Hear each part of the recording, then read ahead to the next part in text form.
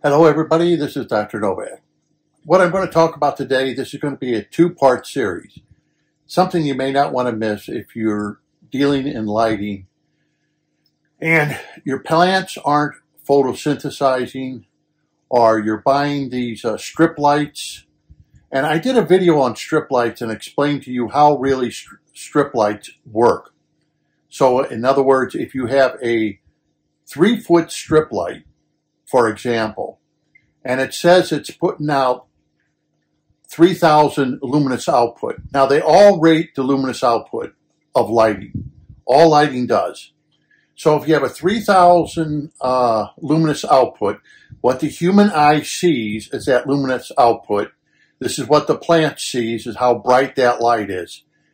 In reality, you are only putting out about 1,000 luminous per foot of aquarium length when you have a strip light. That's why people have to go with several strip lights to increase the amount of light going into the aquarium, because they think that they bought a strip light that puts out a 3,000 or even a 4,000 luminous output of a 4-foot strip light. Okay, you're only putting out a little over 1,000 if it's 4,300 or whatever it is. You're only putting out a little more than 1,000 luminous output per foot of aquarium, because the light is not concentrated. Now, a lot of people, when I did that video, they didn't realize that, yes, it illuminates the whole aquarium, but it doesn't have enough light to make your plants photosynthesize, and therefore you have to seem to go with brighter output lighting or more lighting to increase the amount of luminous output. Forget about PAR. Forget about PAR. That's for saltwater aquariums. PAR doesn't matter when it comes to freshwater. And freshwater basically is how much light can you pound into the aquarium of luminous output is the easiest way of doing things.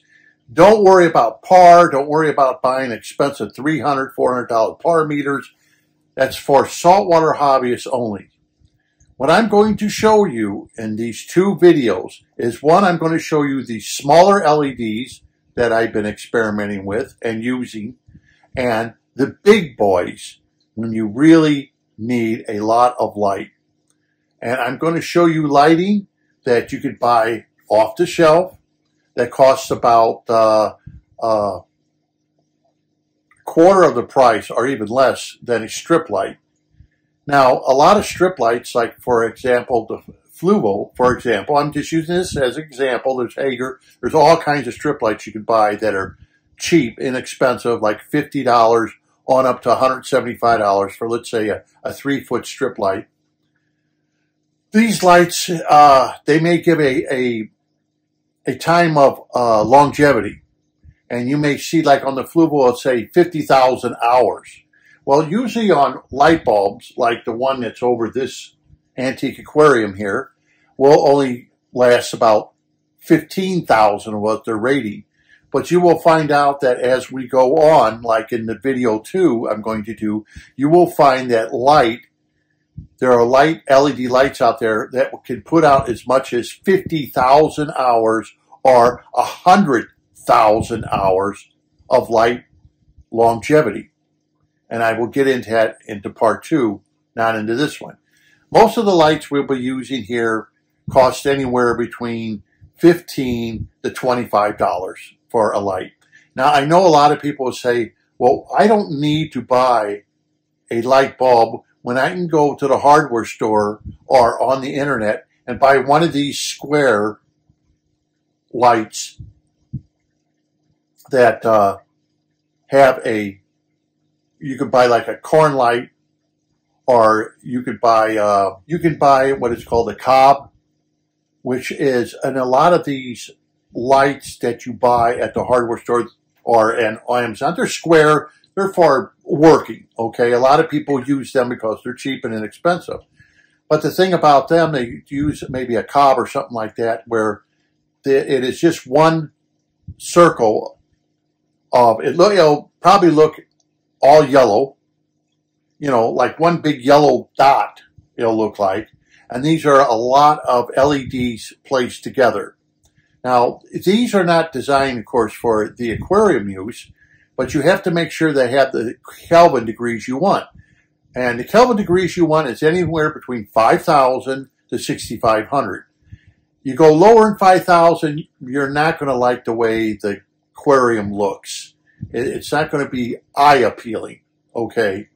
If you go above the 6,500, 7,500, which Fluo used to make 7,500 freshwater tank light, and they don't look right because they may be more favoring blues or reds. They have them where you can tune them today, but that's extra money for all that, the gizmos, okay? Plants don't care. You know, as long as you get the light in there that they need to photosynthesize, they will utilize it. And it's very easy to do. So the first thing we have to see is you have to get the right kind of light that seems to work well for you and will last. Now, on all my aquariums, this one, the 90-gallon, all of them use these LEDs. And what I'm talking about here is the smaller LEDs. You get an LED like this, the ultra bright. For example, okay, you pull the cap off. You don't need the cap, but this is a daylight. It's rated at 15,000. It says wet location, but if you pull the cap, and it's 500K Kelvin degrees. Exactly what you want. 500K Kelvin degrees. In fact, let me tell you, there are videos out there on YouTube where people are using these lights for their sumps, for the refrugums. And they work perfectly fine. And they're saying, why should I go out and spend $250 on a light for my refrugum, for my saltwater tank, when these work just as well for only a few bucks? And you can get yourself a light fixture at the hardware store and set it up over your refrugum to do what a $250 light can do. Does it make sense? I think I've said this before, that light bulbs and lighting systems have caught up so quickly to the manufacturer's lights. There's no reason almost today to buy a manufactured light.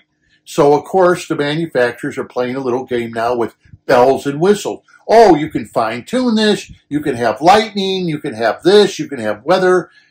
It doesn't matter for a freshwater tank, though. You don't need all those bells and whistles. All your plants need is bright light. Even an incandescent light bulb will make your plants photosynthesize. And that is a cheap light bulb. The trouble with incandescent light bulbs is the extreme heat, and they don't utilize most of the light is turned into heat. So we don't use incandescent light bulbs because they get too hot, and most of the light is being wasted as heat. So we went to another source. We went to metal halide, but I'll get more into that into part 2. For a extremely bright light, and it worked great. Today, metal halides are still used, but I will get in that into part 2 about what we can use today. But as far as our fish tanks go, we have lots of choices to make our plants photosynthesize. We have smaller bulbs. This one, for example, is 6,000 luminous, and it will last 15,000 hours. And this one is 150 watt, will last 15,000 hours, puts out 2,610 luminous output, this light bulb. So you can buy one of these. If you have a smaller tank, which I have for my little 6-gallon tank, okay, you can buy yourself one of these. This is a 100 watt.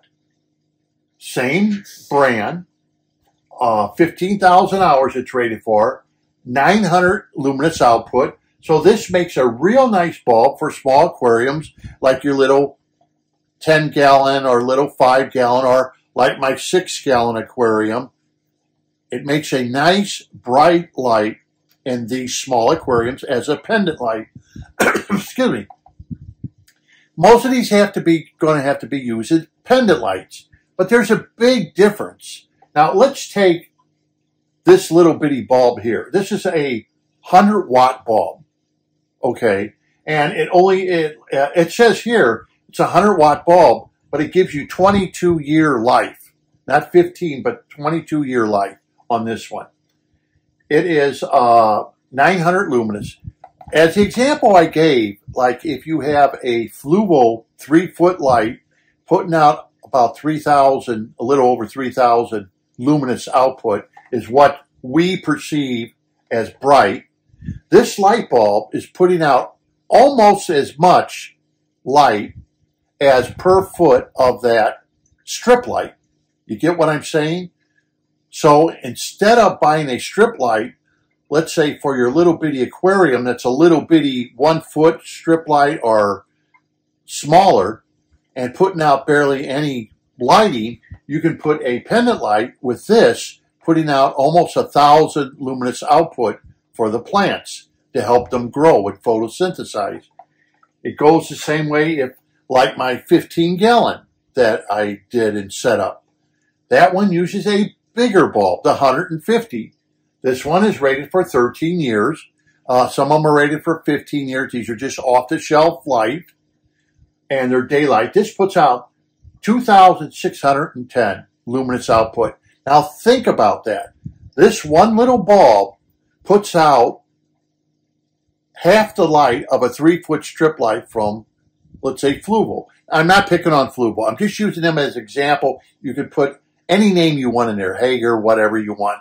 So that means in this concentrated area of a can light, you have over 2,600 luminous output going into a tank that, let's say, is 12 by 12 by 12 square, or one that's 15 by whatever. Or you take this aquarium here, which is 27 inches, and you have one light putting out 6,000 luminous.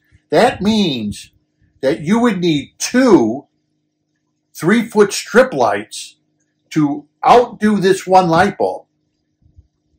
And that means, though, at every foot, if you had 2 of them, you'd only put out a little more than 2,000 luminous output, which is no more than this light bulb here. That's what you would be putting out if you put a 3-foot strip light on here, which I had, that every foot would only, if you divide it in half, every foot would only be putting out a little over 2,000, let's say 600 luminous output.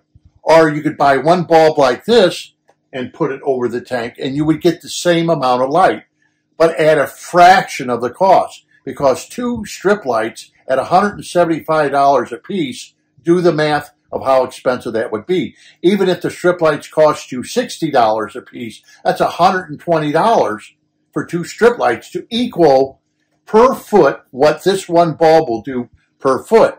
However, those 2 strip lights, let's say at $60 if you bought a cheaper brand, would not even compare to the intensity of light of this 6,000. They also have a 4,000. Then in part 2, I'm going to get into the big boys, where we get into big, huge light output territory with big lamps made by them and other people at 5,000 K. And I'm going to get into the ones that are for bigger aquariums. But for your smaller aquariums, like this is only 27 inches. It's over 12 inches deep. Okay, this has a 6,000 luminous output light. Now, that means that concentrated light is coming down into this aquarium at full luminous output. As a strip light looks nice because it's very, very even, you're not getting that intensity of light that you need for photosynthesis. Now, there's some tricks, so that's what this video is about. So I showed you a few lights. You can go with 4,000 luminous output, 6,000. You can go with 2,000. You can go with almost 1,000 on your small one. And let's say with this light bulb in a small little can that this fits in, the can costs maybe 20 bucks. This is another $14. So you have, let's say you have $35 invested into a light. Then all you have to find is some way to hang it. Okay, that's up to you how you want to hang it. But that's far cheaper than buying a strip light that's not going to be as strong per foot in your aquarium. And that's where hobbyists seem to lose it. That I have questions always asked to me, my plants aren't photosynthesizing and I got bright light. Do you have bright light? Look at the numbers. Aquarium plants don't give a shit, if you don't mind me saying, about this par that people push on you. They don't care. They want nice, bright light in the right Kelvin degrees. That's all they care about. That's all aquatic plants care about. Nice, bright light, like in a greenhouse or whatever, or when they use artificial light in greenhouses, such as your halides and stuff like that. That's all they care. They want that intensity, and they seem to photosynthesize just not. Nice. So you get this tank, and you would probably say to yourself, so you're telling us that you got this little bitty tank, and you're using 6,000 luminous output, which is more than a 4-foot fluval tank light? Yeah, that you got it right. Even if you put a 4-foot tank light on this tank, of course there's going to be light hanging off, this still has more output than that strip light. You would literally have to buy 2 strip lights to have the intensity that this is. And that's the whole thing that we keep failing on. Now, with me saying that, a lot of people are going to say, yeah, but if I put on high intensity light, like you're saying, my tank's going to be full of algae. Do you see the algae? Now, I'll get into that more, which I've been trying to get into my videos. So, there are little tricks that you can do. First of all, let's try to understand something. If you're not using CO2, you may get pearling of your plants. You can still get pearling, but you may get decalcification that the plants will do because there's not enough CO2 in the aquarium. So they will start decalcifying the aquarium.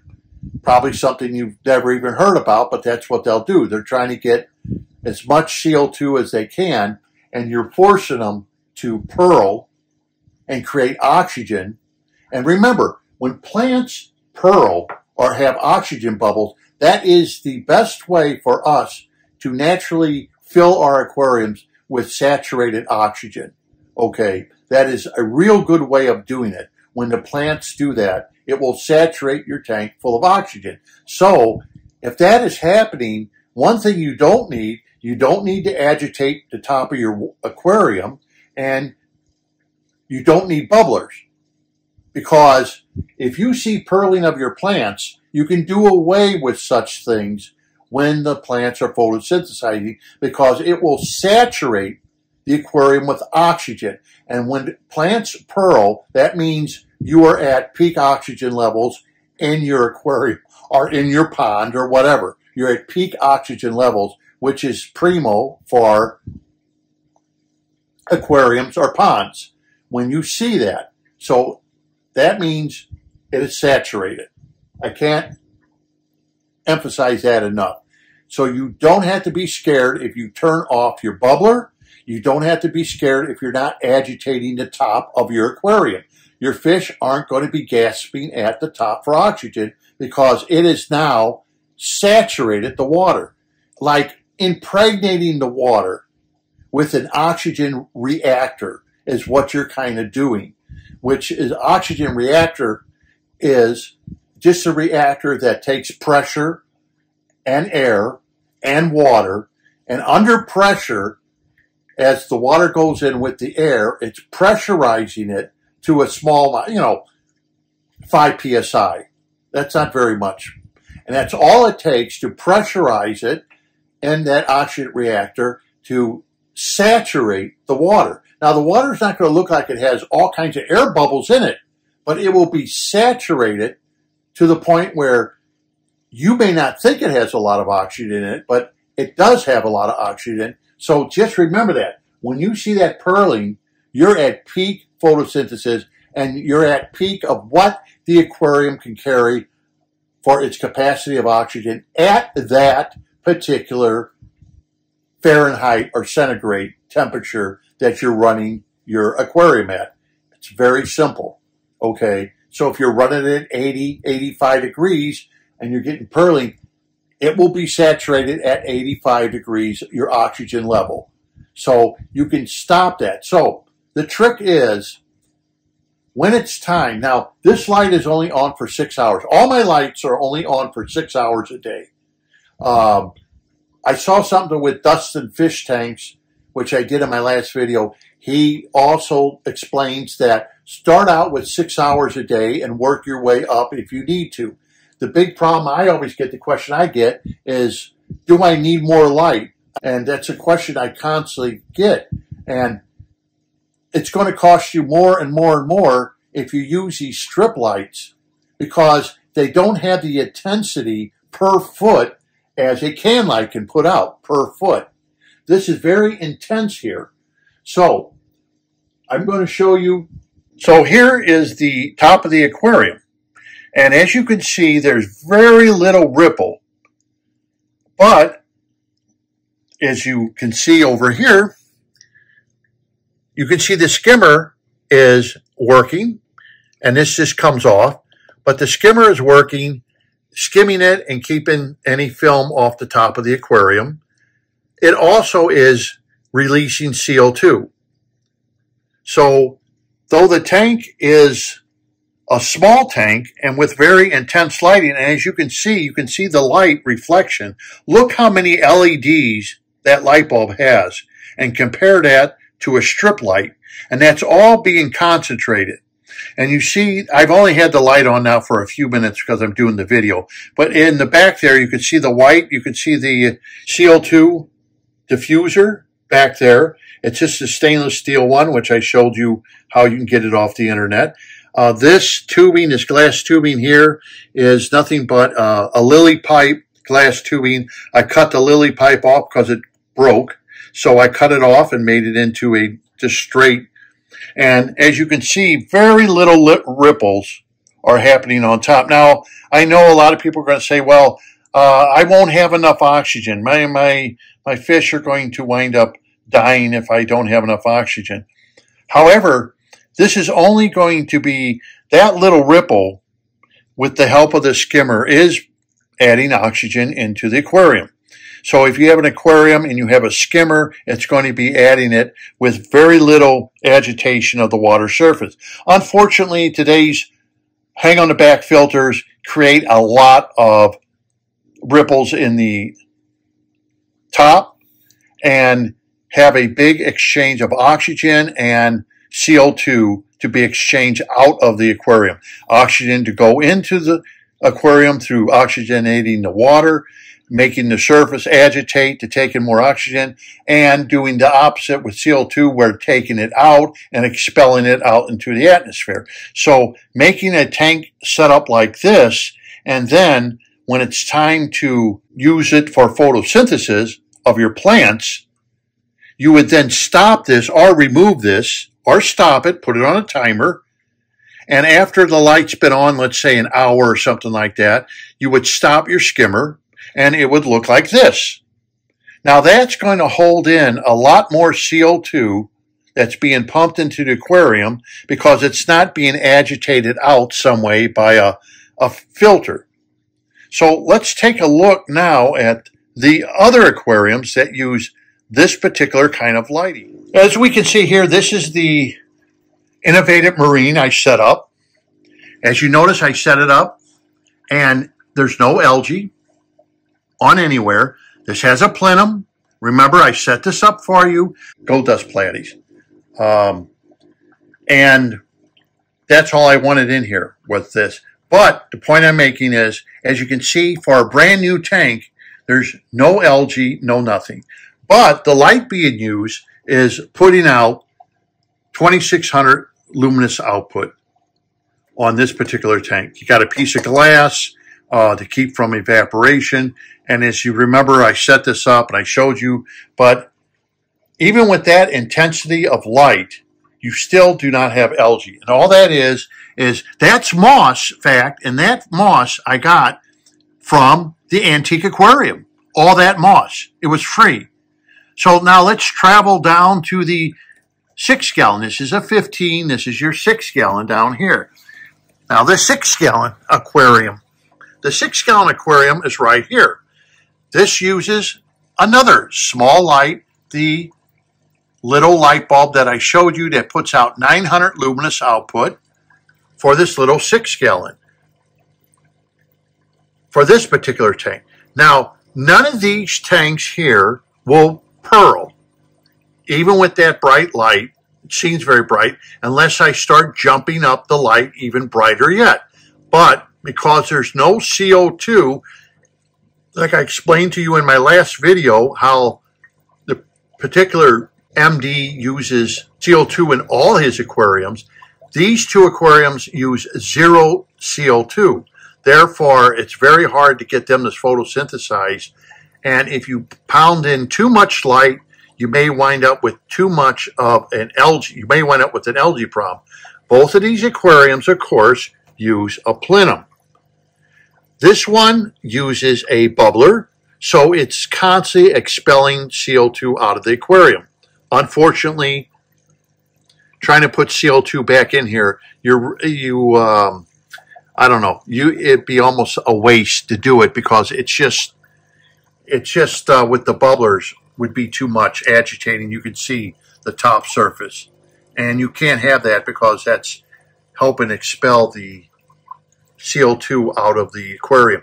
Yeah, you got plenty of oxygen. Where in this 15 gallon here, but anyhow, in this 15 gallon, of course, we also have a problem, which is, if we come over here, we could see this is what's going to expel your CO2 right here. This is your overflow going into the sock, and that is going to expel your CO2 and create oxygen. So if I wanted to have this pearl, this particular aquarium, once again, I'd have to get a lot brighter light than even what I'm using, and I'd have to pump in CO2. Then I could get the plant to pearl. You're not going to do it any other way. So that's it for part 1.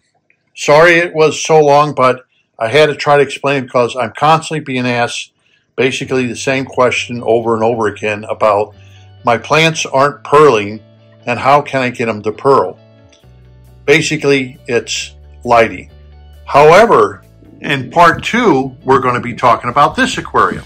As you notice, there's a lot of light on this aquarium, a lot of light. But I'm going to talk about in part 2 when you're going to get into the big lights, that real strong, real powerful lighting that you use for tanks like this one that are very deep, like your 55 gallons. This is a 90 gallon, your 125 gallons, your 250 gallons. When you start getting into big, big tanks, you're going to have to start getting into some pretty heavy hitting light. That's in part 2. So that's it for now for part 1 of this. And I do apologize for the length.